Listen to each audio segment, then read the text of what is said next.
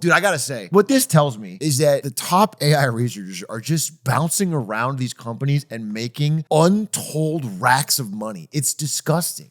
Bouncing is, I think, a bit inaccurate. I think what's happened is that all of this AI stuff has developed so incredibly rapidly. If you were one of the people who's been in the field for 5 years, you're considered a big deal. So your guys' CEO that you're working under, he's been in the field for a long time, since 2021. That's a joke. Wow. That's not very long. Yeah. But compared to how rapidly all this has changed, where ChatGPT only hit the towers like 2.5 years ago, that's super long time. I knew they were behind it. Yeah. That actually doesn't line up on a timeline. Sam Altman.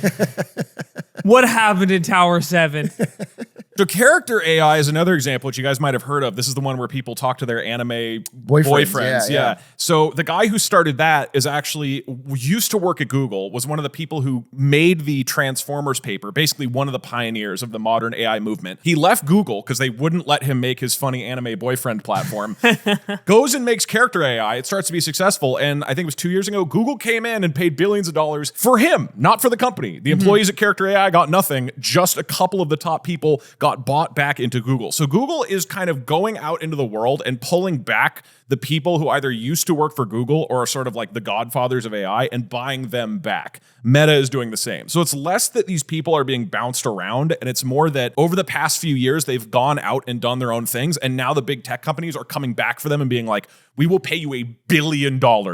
Come work with us, please. And they're screwing over the other guys. This is what Wall Street's asking, though, is like, damn, $1 billion for the new guy. Huh? That's crazy. That's an insane thing. He must work pretty hard. He must work pretty hard. Can't wait to see what he comes up with. Dude is 28. Dude, he's your age. Does that make you think? We talk about scale AI? He's my age? He's your 28. age? What are you doing with your life? What am I doing? I'm doing well. You haven't invented anything. What were you doing 5 years ago? I'm making Cowboy Bebop merch. What were you doing 5 years ago? He was founding Windsurf. It's the jacket that Spike wears in the show. Oh, dude. That is cool. Red puffer jacket. You know, Google I'd pay $1 billion. $1 billion. Cowboy Bebop? I'll give you $1.5 billion. Tell you what that did in revenue, huh? Not $1 billion. Well, but you know what? It's making some money back. It's making some money back. You have a profitable business. None of this is profitable yet. Yeah, none of this is profitable yet. Not even close. So to wrap up this little mini story about cognition, so this is, a week or two ago, Google comes in and basically says, all right, we're just like scooping out the top talent. They take it and leave like some sort of weird predatory animal. Yeah. So this is crazy. And this is a trend called reverse acqui-hire, where a company comes in and just buys the top talent. And this is becoming more common. So there's a couple big thematic things going on. One is this funny drama between all the companies. And there's a few threads going off of this that get really, really weird, which is why Google's doing this, as well as what Microsoft is doing. But it's also, it's relevant to the Lena Khan conversation, because part of why companies are doing this, like Google, is because you go through all this regulatory scrutiny if you come in and try to buy the whole company or buy any piece of the company. And you get to avoid a lot of that, in theory, if you just buy the talent. If you just come in, and what Google said is, we're just licensing the company. We're just licensing your tech, and we're taking some of your talent. In practice, what they did is they came in, ruined the ability for them to compete, took all the leadership and bailed, right? It's like... I have a question about the licensing. My initial reaction to this is your trade-off, as opposed to going through the regulatory process to buy out the company, is that you have to recreate a lot of the software or proprietary work of the company that you would have bought out. Yeah. Like, there's a benefit to actually buying the company because the software and the tools and everything that was made by the employees of that company is owned by that company. You just have it. But if we do it this way, where we've hired staff, we need to get that staff to recreate their past work, which takes more time and potentially more resources. Where does the licensing part of the work come into this conversation? You're saying that they're licensing some of the software or the work that they were doing previously? Yeah, so what Google is saying is, we are going to use some of the pieces of tech that you guys have built, you two collectively, over the course of the last few years. We're going to use some of that. But what everybody's pretty clear on is they don't actually give a shit about that, because it's exactly what you said. That's not very useful to Google as a company. So like what they really would want is, if they cared, is to recreate the product themselves or buy the whole thing. Yeah. So the only explanation that makes sense is what they want is the talent. What they consider is worth $2.5 billion is to buy the founders of that company that you guys have been in and the very top researchers and developers. And there's such an insane premium on AI talent right now. It is considered so much more valuable to get the guy who's been working in AI for 4 to 5 years and built something successful versus the, literally hundreds of thousands of people who are in the industry now over the past year or two that they're willing to pay that much money. The bet right now for all these companies is get the smartest people and they'll figure it out. It's not buy an existing product. So the license is like, doesn't really matter as far as anybody can tell. I feel like this is like the Miami Heat ruining basketball. You know, they're just making super teams now. We've changed. We've changed everything. And we talked about this with Meta. Meta also did that as like the Dodgers or the Yankees, right? They just go in and they're just trying to buy everybody out of all the major companies. Like it's just this but it has weird to work. Like we're at the part where they're buying everybody. Everyone goes, "Damn, this team looks great." But yes, there's two sort of courses here, right? There's the broader situation of whether or not these companies are going to be successful by using these strategies, right? Whether by investing a bunch of money into this industry to begin with, or by spending exorbitant amounts of money on hiring new talent. And that has to pan out eventually. And it's interesting to hear that questions are starting to be asked as like, when will we see the return on this level of investment, right? Right. At an individual level, if I'm one of the guys that founded one of these hot new supple AI companies, I'm happy. And they want your body. They want my body, and I'm getting paid a lot of money for it. An absurd, like the highest amount employees have ever been paid in the human You don't history. even have to share it with your employees now. Extraordinary salaries that, from an individual perspective, it's like, oh, I'm being rewarded for all my time and effort and knowledge of this industry, right? On the other end of the individual scenario that you were asking about, yes, I do think it sucks to be an employee at one of these startups who presumably had some amount of equity, because that's how a lot of startup compensation is handled. That's the pitch of like, come work at this startup, help us build it over the years, and you will get payout if we get bought or we go public. Yeah. And this new form is preventing that. And I think that was something that people overlooked in the Lena Khan episode. I did see some people pushed back to the posturing of that question to begin with, which was, this environment of positioning yourself to be bought out in order to make money off of your company doesn't seem like something that's healthy. And I kind of agree, but people do forget that startups are loaded with lower level employees that take on often lower salaries than they might be getting elsewhere, especially, at least in the 2010s for sure.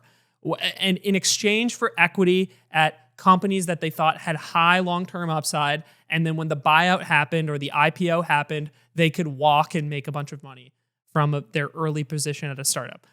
I think that is part of getting a job at a startup in that era. It's I might make $20,000 less a year, $30,000 less a year, but I get equity in a company that might pop, and I'm basically, I'm kind of gambling in that way. I just disagree with the whole premise, bro. I'm not saying, hold on, that's the next part, right? I'm not saying that this is a healthy business environment. I remember when I made this decision for myself, right?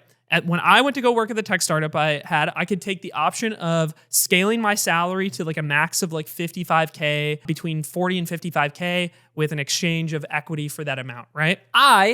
Thinking that this company would never make it in the very long term, took the max amount of salary I could. That was the risk assessment I took, right?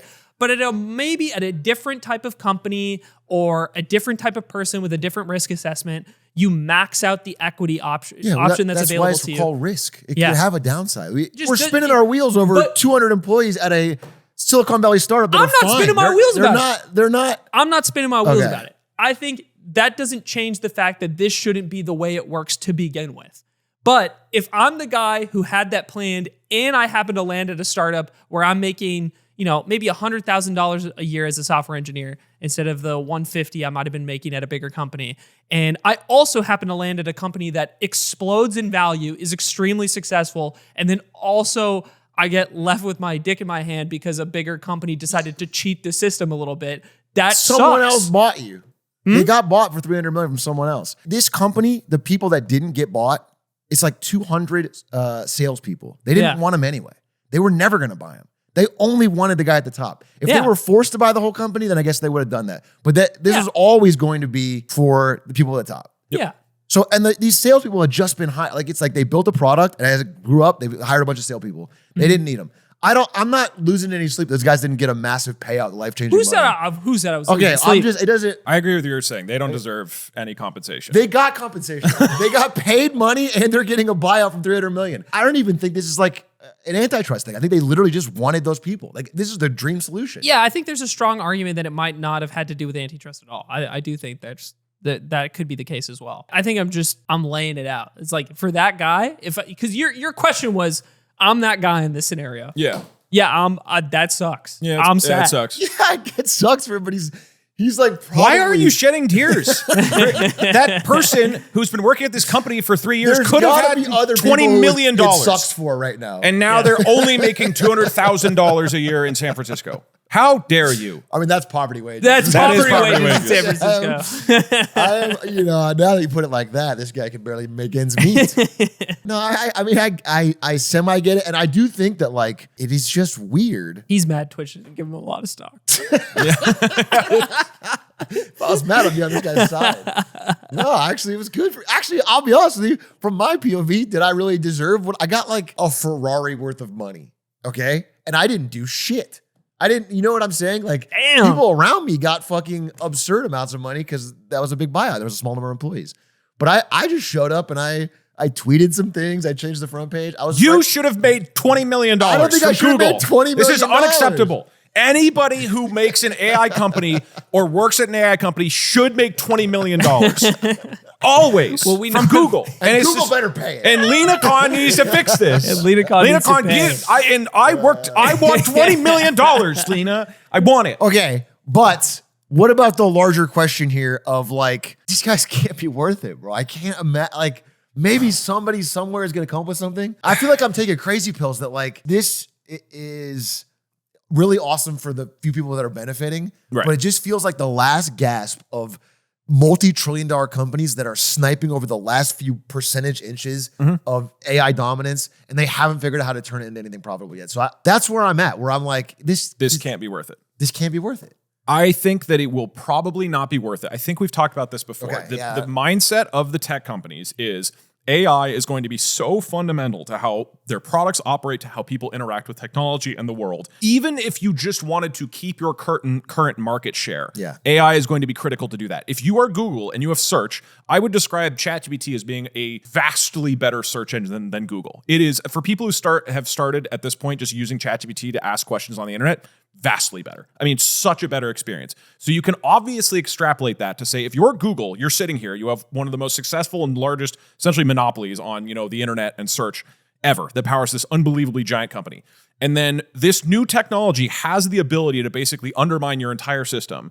That is an existential threat. That's a fair point. If you are Meta and you have social media and another company comes in, for example, let's say TikTok expands into a much more sophisticated AI-driven social media platform and just sort of eats Instagram and Facebook's lunch. That is an entire massive company, one of the biggest in the world, who is existentially threatened by this. You can apply that to every single tech company. This is the core thinking, is this stuff has the ability to threaten all of this. There's a more simple argument here for this specific company. Just the way you laid out the pricing model of Windsurf, right? Sure.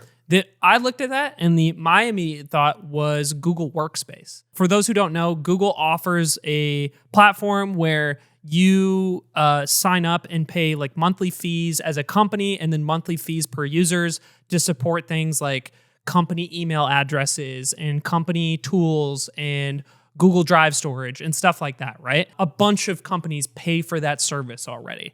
So this type of tech rolls really easily into, if you develop like an equivalent or a competing package to what Windsurf has at Google, you get to roll it really conveniently into something that already has a massive user base or a massive customer base. You offer a bunch more services that are really valuable, already used by a bunch of programmers that are willing to pay a relatively high price for that service that you get to add into the pricing for a huge thing you already offer. Yep. That feels like a very straightforward product proposition to me.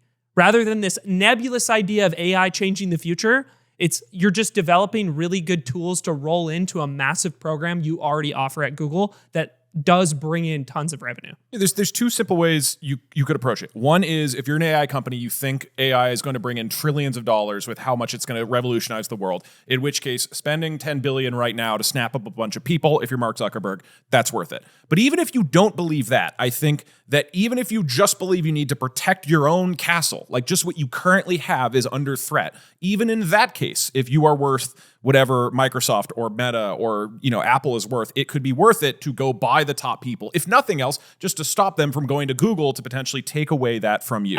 So it can be a purely defensive thing as well, even if Mark Zuckerberg secretly doesn't believe the hype about AI. The disconnect, I would say, is that I don't think Wall Street hedge funds are investing massive amounts into Google because of Google Workspace getting better. Like I don't think I'm not even sure they're going to make a product with those guys. I mean, it sounds like they just want the talent. Everything I read about it, like they have no concrete plan to recreate Windsurf. Not only are they not going to do that, they're going to integrate them into DeepMind to work on their existing Gemini stuff. Yeah, all right, well, fuck me. Fuck me.